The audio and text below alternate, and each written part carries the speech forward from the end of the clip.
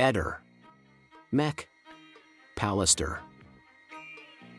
Grave incidente sulla strada tra Cimpello e Sequals in provincia di Pordenone. Sul posto sono intervenuti i vigili del fuoco e le forze dell'ordine. Nello scontro avvenuto tra un camion e ancora una volta un'ambulanza sono morte 3 persone. L'ambulanza, coinvolta nell'incidente, è della Croce Rossa Italiana, Comitato CRI di Maniago. Siamo sconvolti, ha detto il presidente della Croce Rossa Italiana, Rosario Valastro. Purtroppo la collega volontaria che la conduceva non ce l'ha fatta, come anche la paziente. Siamo tutti vicini al Comitato CRI di Maniago e a tutti i volontari friulani. Siamo in contatto con la presidente della CRI Friuli Venezia Giulia, Milena Cisilino, anch'ella sconvolta dalle prime notizie. Ci stringiamo ai familiari e ai colleghi di tutte le vittime, conclude. Sul posto dell'incidente si è recato anche il vicepresidente del Comitato CRI di Pordenone, Ludovico Mellina. È il terzo incidente in pochi giorni che coinvolge un'ambulanza, il secondo in cui muore anche il paziente. Continuando così